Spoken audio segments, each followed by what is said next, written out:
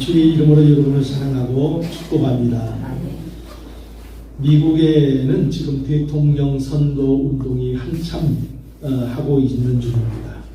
현 대통령인 바이든과 또다시 대통령에 도전하는 트럼프 전 대통령의 그 지지율이 박빙을 이룬다고 합니다.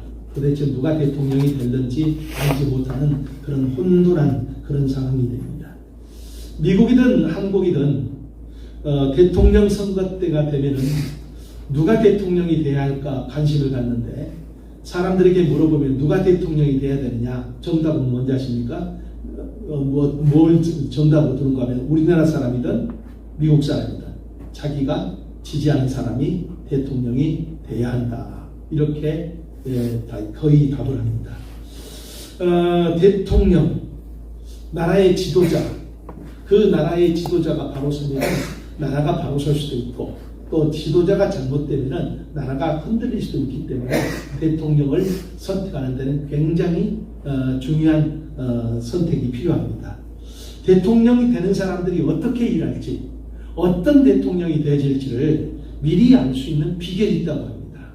그 사람이 과연 어떤 대통령이 될지, 어떻게 일을 할지 알 수 있는 그 비결, 그가 이전에 어떤 일을 했고 어떤 타입으로 일을 했는지를 지켜보면 이후에 그가 지도자가 됐을 때도 역시 마찬가지로 이제 일을 하게 된다고 합니다. 어느 정도 할 수가 있다는 거예요. 사람도 마찬가지입니다. 사람도 이전에 그의 삶을 살펴보면, 그의 모든 삶을 살펴보면 그가 어떤 삶을 살지, 어떤 언행, 어떤 행동을 할지 어느 정도 유추할 수가 있다고 합니다. 우리는 하나님을 믿는 사람들입니다. 어떤 하나님을 우리가 원합니까? 어떤 하나님? 우리가 원하는 하나님이 있어요. 우리가 원하는 하나님은 어떤 하나님입니까? 무엇이든지 내게 해결해주는 만능 해결사 같은 하나님을 원합니다. 이런 하나님, 나에게 항상 기분 좋은 일만, 나에게 항상 내가 원하는 모든 것을 척척 알아서 해주는 그런 탁월한 하나님을 원합니다. 이렇게 하나님을 믿는 사람들이 의외로 많습니다. 이렇게 하나님을 믿는 사람들에 나타난 증상이 있습니다. 내가 원하는 대로 일이 되어지지 않으면은, 내가 원하는 대로 모든 환경, 내 마음의 모든 것이 되어지지 않으면은 하나님이 이런 것도 해주지 않느냐 하면서 실망을 하면서 시험에 들기도 하고 신앙을 멀리하기도 한다는 것입니다. 이것을 우리가 자기 중심적인 신앙이라고 합니다. 하나님 중심으로 신앙생활을 해야 되는데 자기 중심적으로 그렇게 신앙생활을 합니다. 자, 이 신앙은 참 위험한 신앙이에요. 왜냐하면 일이 잘 될 때는 하나님을 잘 섬기고 하나님을 찬양하지만은, 그러나 인생사 살다 보면은요, 하나님께서 때로는 침묵하신 같은 그런 시간, 광야 같은 그런 시간도 우리에게 분명히 허락하시거든요.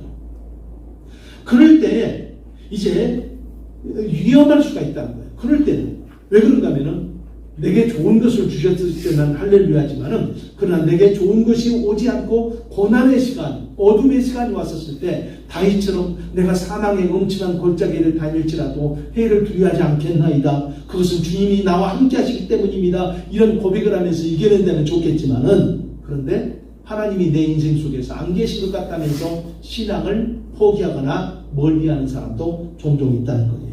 그렇기 때문에 위험합니다. 그러면은 우리가 하나님을 믿는데 어떤 하나님을 믿어야 됩니까? 어떤 하나님을 믿어야 됩니까?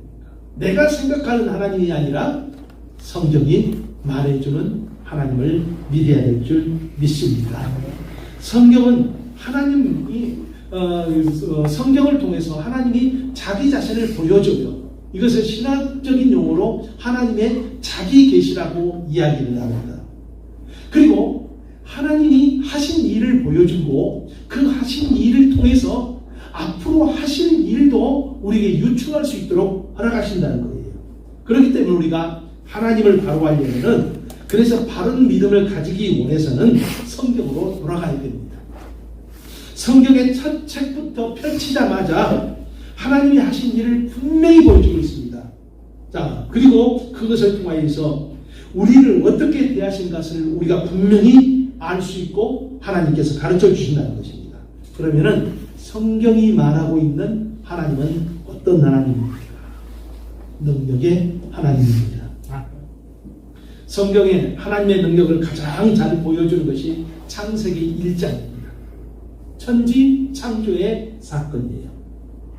우리는 그냥 문자로 쓰여진 성경을 읽지만은 이 일이 이루어진 것을 묵상하면 묵상할수록 깊이 읽으면 읽을수록 인간의 상식과 인간의 상상력으로는 도저히 받아들일 수 없을 만큼 어마어마한 일들이 이루어지는 것을 우리가 볼 수가 있습니다. 하나님의 말씀인 성경을 펼치자마자 태초에 하나님이 천지를 창조하시니라 이렇게 선언하고 그리고 시작을 하고 있습니다. 우리가 눈으로 보고 있는 모든 것들이 하나님으로 인하여서 시작되었다는 것을 분명히 선언을 하고 있어요. 하나님이 자기 자신은 나는 누구다 이렇게 설명하지 않고 하나님이 천지를 창조하셨다. 너도 내가 만들었다. 이렇게 선언하고 있어요. 눈에 보이는 세계뿐 아니라 눈에 보이지 않는 영적인 세계도 하나님의 주권 아래에 있다는 것을 성경은 분명히 말씀하고 있습니다. 골로새서 1장 16절에 보면은 이렇게 말씀합니다. 만물이 그에게 창조되되 하늘과 땅에서 보이는 것과 보이지 않는 것들이 보이지 않는 것들과 혹은 보좌들이나 주권자들이나 권세들이나 만물이 다 그로 말미암고 그를 위하여 창조되었다고 선언해주고 있어요. 하나님으로 인하여 창조되었고 하나님을 위하여 창조되었다고 말하고 있습니다. 이 모든 것을 창조하시는 하나님은 능력이 있는 하나님이에요. 그 능력이 어느 정도입니까? 1장 2절에 보면은 땅이 혼돈하고 공허하며 흑암이 깊은 위에 있다고 말하고 있습니다. 이 혼돈하다는 말은 어떤 뜻인가 하면 형태가 없다는 거예요. 아무런 형태가 없어요. 그리고 공허하다는 말은 텅 비어 있어요. 뭐가 있어야 거기에 가능성이 있는데 그런 것도 없어요. 그리고 거기에 어떻습니까? 흑암이 깊다는 것은 어두움뿐이라는 거예요. 도저히 가능성이 없는 그런 상황. 그런데 그런 상황을 하나님이 개입하시고 어떻게 바꿔버립니까? 보시기에 좋은 최상의 상태로 만들어주고 있습니다. 이렇게 하실 수 있는 것은 하나님이 능력이 있기 때문입니다. 그 능력은 어떤 능력입니까? 전능한 능력. 그래서 우리가 기도할 때 이런 고백을 하잖아요. 전능하신 하나님. 할렐루야. 아브라함과 사라가 하나님을 믿기로 하였지만은 그들에게 불가능한 일들이 나타나고 있습니다.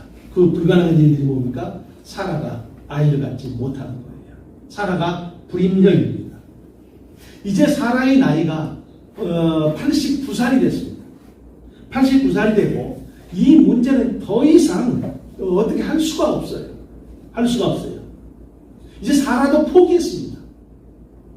아브라함도 어찌 보면 이 문제에 대해서 포기를 했습니다. 그때 하나님께서 나타나셔가지고 하나님이 말씀하십니다. 여호와께 능치 못한 일이 있겠느냐? 여호와께 능치 못한 일이 있겠느냐? 하나님이 하신다면 모든 것을 다 할 수 있다. 이렇게 선언해 주고 있습니다. 하나님이 자기 자신을 전능하다고 지금 선언하시고 그것을 증명해 내신 아브라함에게 증명해 내신 것이 있습니다. 90살에 사라가 아들을 낳잖아요. 그 아들을 주시고 그 아들의 후손이 지금 중동의 이스라엘입니다. 뉴스에 우리가 너무나 자주 보고 있잖아요. 중동의 전쟁의 한복판입니다. 이스라엘, 그 이스라엘의 무슨 선악간에 따지는 것보다도 우리는 어떻게 바라봐야 되는가 하면은 전능하신 하나님의 말씀이 지금까지 신실하게 살아있어서 보여주는 그 증거가 누구인가 하면 바로 이스라엘이에요. 성경에는 이스라엘의 존재를 어느 때까지 둡니까? 종말 때까지. 여러분, 참 신비한 일들이에요. 태어날 수 없는 그런 후손들. 사라는 아이를 낳을 수가 없어요. 그러니까 이스라엘 존재 자체가 없어질 존재들입니다. 그런데 하나님께서 그런 그들에게 한 명의 아이를 주시고 그리고 그 아이들을 이제 자라게 하셨다가 결국에는 어떻게 합니까? 몇 번이나 그 나라가 없어질 그런 위기에 처해 있지만 그때마다 하나님께서 다시 은혜를 주시고 살리시고 나라가 없이 2000년 동안 떠돌다가 1948년에 그 나라를 또다시 살려가지고 지금까지 있게 하시고 그러면서 하나님께서 이스라엘 존재 자체가 그들이 귀한 존재냐 나쁜 존재냐 그게 아니에요.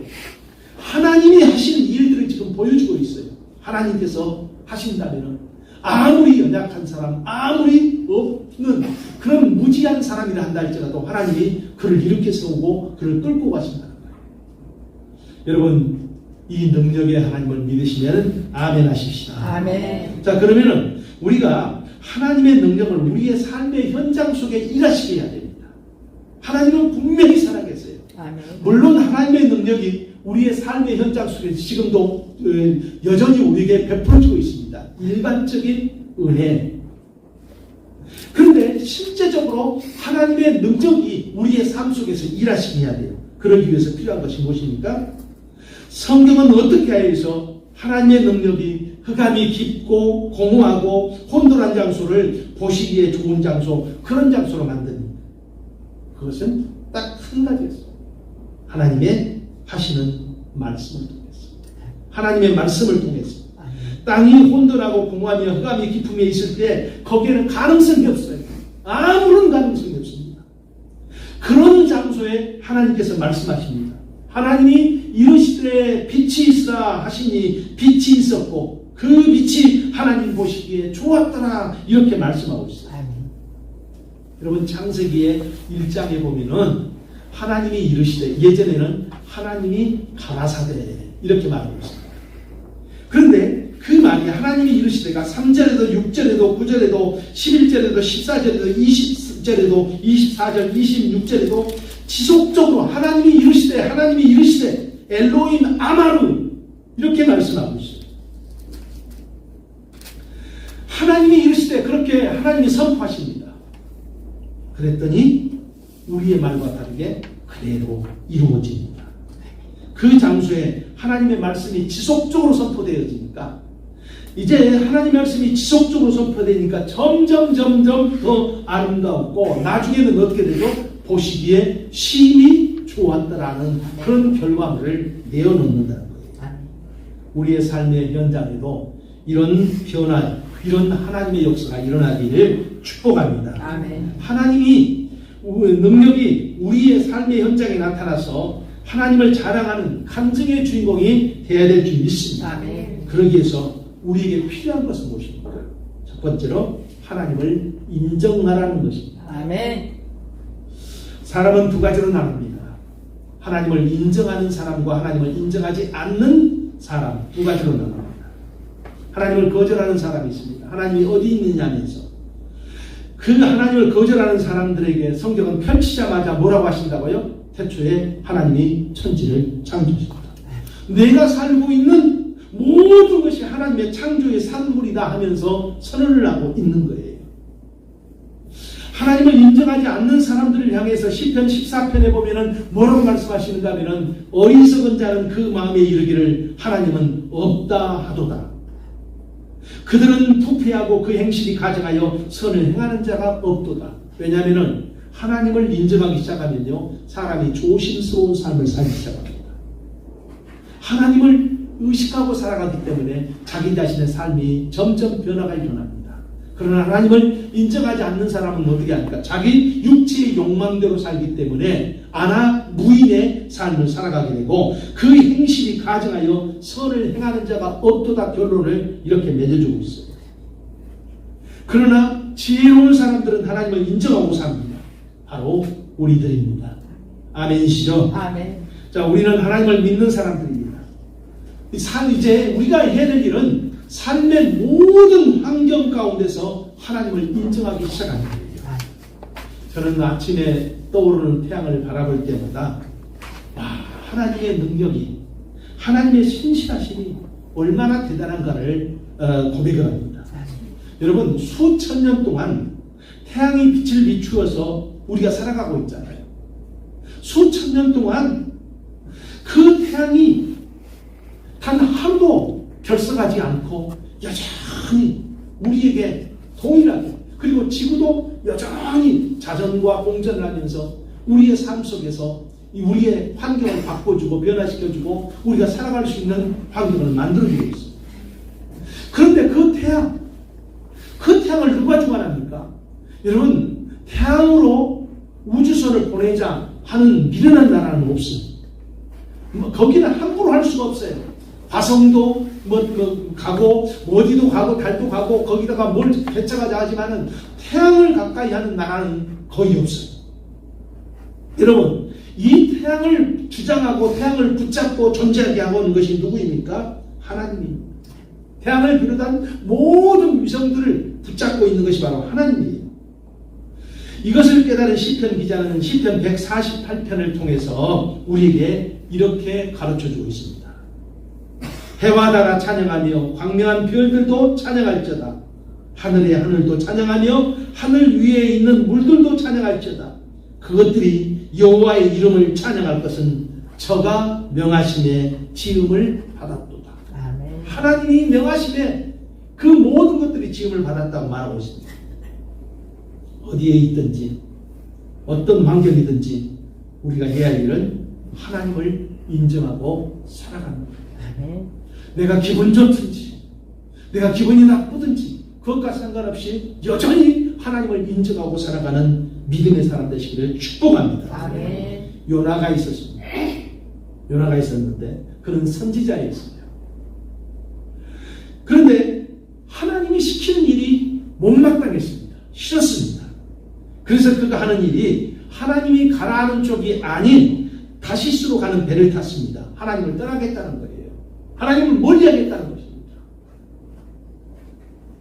그러자 그가 탔던 배가 풍랑을 만나고 요나는 결국에는 자기를 물속에 던지라 해서 스스로 죽어가기 싫다는 것을 하나님 앞에 표현한 거예요. 물고기 뱃속에서 삼켜지게 되고 거기에서 고통을 받을 때 요나는 거기에서 무엇을 깨닫습니까? 그 물고기 뱃속까지 함께 하신 하나님을 깨달은 것입니다. 하나님이 어디에 있든지 하나님은 존재하신다는 것입니다. 그렇기 때문에 그는 그곳에서 하나님을 인정하고 기도하였다는 것입니다. 그랬더니 하나님의 선한 길이 준비되더라는 것입니다. 아멘. 여러분, 하나님은 길 없는 곳에서도 길을 만드시는 능력이 하나님인 것을 믿으시기 바랍니다. 아멘. 우리가 하나님을 인정해야 돼요. 아멘. 우리가 오늘 이 자리에 나와서 무엇을 하기 위해 나왔습니까? 하나님을 인정합니다. 아멘. 이제 하나님을 인정하는 정도가 아니라 하나님을 높이는 성도가 되시기를 축복합니다. 아멘. 내게 주어진 모든 환경을 바라보면서 능력의 하나님을 찬양하면서 감사하시기를 바랍니다. 아멘. 그를 높이라. 그리하면 그가 너를 높이 들리라. 만일 그를 품으면 그가 너를 영화롭게 하리라. 성경은 이렇게 분명히 말씀하고 있습니다. 두 번째, 하나님의 말씀을 믿음으로 받아들이십시오. 땅이 혼돈하다는 말은 토우라는 히브리어입니다. 텅 비어있다, 형태가 없다, 가능성 제로, 아무것도 없는. 그런데 그곳에 하나님의 말씀이 선포되니까 그런 장소가 하나님 말씀을 수용하니까 보시기에 좋았더라는 이런 변화가 일어납니다. 이 보시기에 좋았더라는 단어가 히브리어에 보면 토부예요. 토후는 텅 비어 있어요. 아무 것이 없습니다. 가능성이 제로예요. 그런데 거기에 하나님 말씀이 더해지니까 토부가 되는 거예요. 텅 빈 것이 보시기에 좋은 충만한 것이 대단한 것입니다. 여러분, 우리 마음이 이렇게 되어야 될 줄 믿습니다. 어찌 보면은 우리 마음이 토후에 텅 비어 있어요. 공허해요. 어떨 때는 절망과 탄식이 가득해요. 그런데 하나님을 바라보고 하나님의 말씀을 채우기 시작하면은 우리 마음속에 보시기에 좋은 토부가 된다는 것을 믿으시기 바랍니다. 아멘. 우리의 삶의 현장이 혼돈할 수가 있습니다. 흑암이 깊을 수도 있어요. 공허한 빛이 없는 그런 장소, 그런 마음일 수도 있어요. 좋을 때도 있지만 이런 절망적인 그런 상황이 빠질 수도 있다는 거예요. 이런 상황에 우리가 해야 할 일이 무엇입니까? 하나님의 전능하심을 믿고 그 하나님을 바라보면서 하나님의 말씀을 우리 마음속에 채우기 시작하는 거예요. 아멘. 우리가 지칠 때는 누구나 힘이 빠지고 별로 중요하지도 않는 작은 일에 상심이 될 수도 있다는 거예요. 그래서 주저앉고 삶을 포기할 수도 있습니다. 그때의 한숨과 탄식의 시간들이 우리에게 펼쳐지기 시작합니다. 그럴 때 우리 마음을 어떻게 해야 됩니까? 내 마음을 어떻게 해야 됩니까? 여러분 사실 보면 내가 유일하게 내 마음대로 할 수 있는 것은 내 마음이에요. 근데 이 내 마음을 어떻게 해야 되냐는 거예요.